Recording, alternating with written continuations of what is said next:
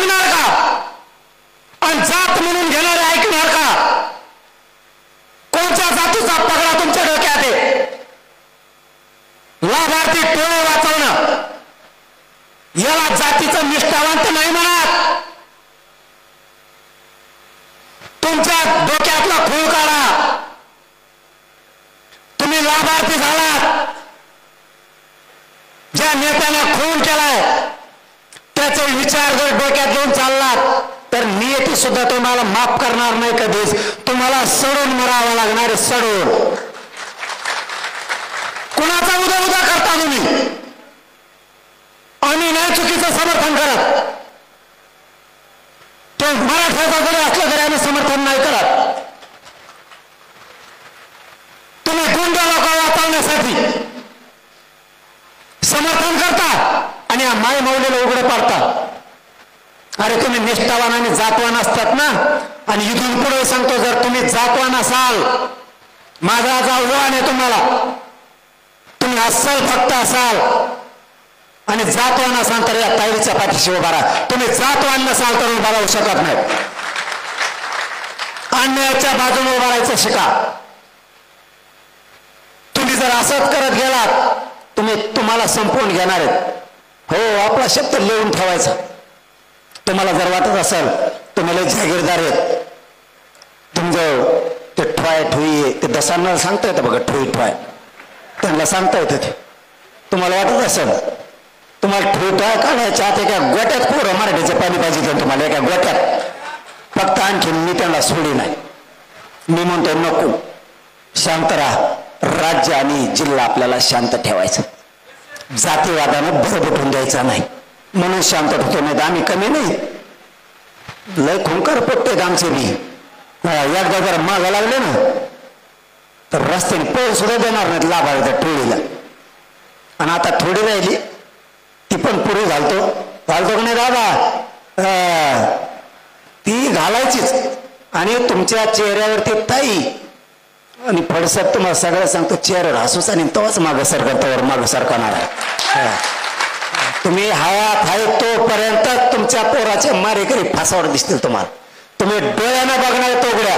माझ्या पोरांना ज्याने तोडलं त्याला जर फाशी होती, त्याने तुमच्या दारात तो फावा दिला, आपण सगळे जण जाऊन त्याच्या दारात तो फावायचो. सुट्टी नाही. इथं जसं तसंच होणार. मी आहे तो जवळ माझं शरीर मला साथ देत तेव्हा मी फक्त शरीराने थोडा ढिल्ला पडलं. मग इतके उपोषण झाले त्याने साथ देणार. पण हाय तोवर या महाराष्ट्रातल्या कोणत्या जातींना टेन्शन नाही घ्यायचं. हक्काने तुमचं पोरग असल्यासारखं येऊन सांगायचं आमचं असं असं झालं. मग मराठी तुम्हाला संरक्षण देणार आणि मी तुमचे आरोपी जेलात घालणार. त्याची काळजीच करायची नाही. फक्त नावेला जाणं. जोपर्यंत मी आहे तोपर्यंत. फक्त जाताना माझं एक तुम्हाला आता शेवटचे हात जोडून विनंती, जात कोणची असू द्या मराठ्यांनो, हाक दिली की लेकीबाईच्या मदतीला यायचं. काय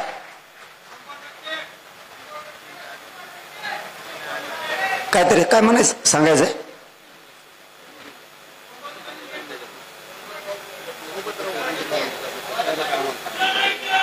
नाही आलं काय गरज नाही मला कोणाची. त्याला काय हे बघा, मी वेगळ्या तत्वाचा आहे. माझे तत्व काय न पटत नाही येणारा आव्हान करा. काय करायचं त्यांना आव्हान? ते का झोपले काय? त्यांना कळत नाही का? त्यांच्यावर वेळ आल्यावर आपण जायचं नाही.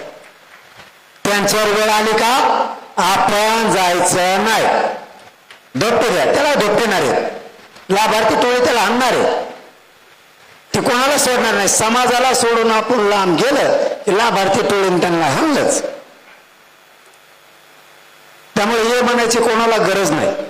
फक्त माझी सगळ्यांना एक विनंती, हाक मारली कोणाचीही लेखबाळ असू द्या, कोणत्याही जाती धर्माची असू दे, आपण ताकदीनं त्यांच्या पाठीशी उतरत जात जाऊ, उभा राहत जाऊ. आणि आजपासून बीड जिल्ह्यासह महाराष्ट्रानं स्वर्गीय महादेव भैया मुंडेचा लढा हातात घेतला. न्याय मिळेपर्यंत हटायचं नाही.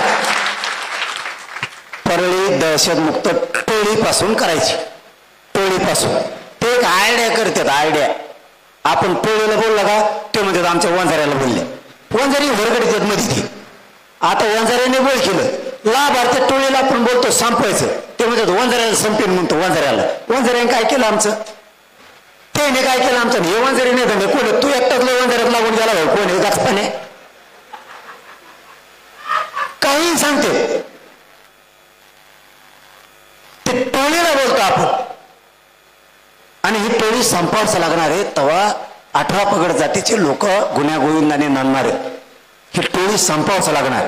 चांगल्या लोकांना सुद्धा यांच्यातल्या खूप त्रास व्हायला लागलाय.